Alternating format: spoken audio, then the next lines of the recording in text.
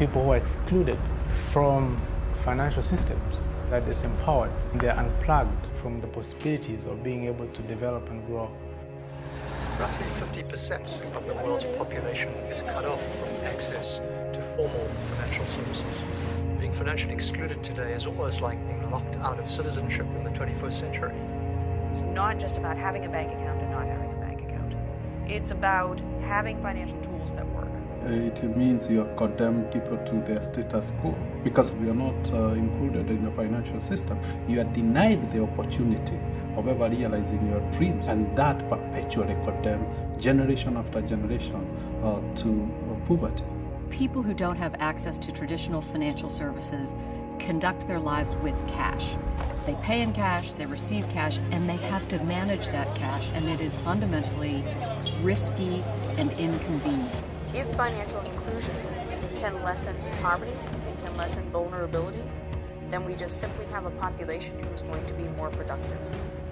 Our ability to get people access to money, do transactions, receive payments is of critical importance to us. I think first of all, whether it's advanced countries or developing countries, convenience to access is a key. And then security is another one. And those two play a significant role. There are not many firms that have those capabilities.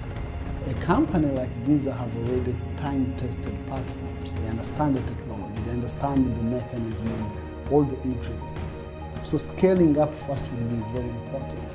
We want to take that same scale, that same technology, that same know-how, and deliver it to consumers who don't traditionally have a relationship with a bank.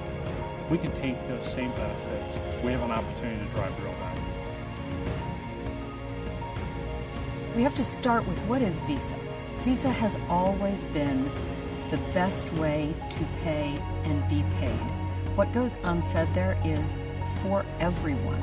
We need to capitalize on mobile technology that will allow us to reach people who are underserved today.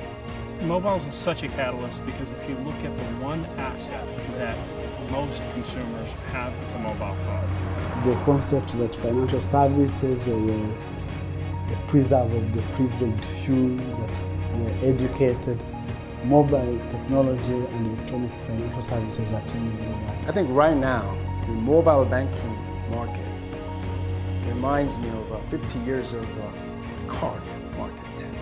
All those banks were issuing their own cards. And Visa came in, they started providing this interoperability. We have chosen to work with Visa for two reasons. One is the interoperability. The second one was that we will be able to lower the transaction costs by allowing all those people share the same platform.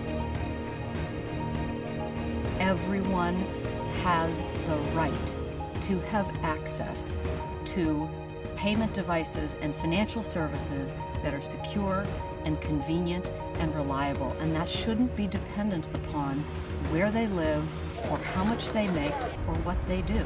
And that's really a cause that governments and companies like Visa can champion.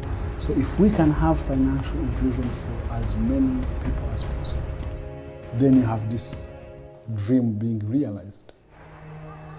I look at my children and I see the sky is not the limit. It's really their imagination. And so there's no question in my mind. The current generation in Rwanda and in Africa has a very, very unique mission of being able to turn around this continent. And I think it's a privilege to be a part of that.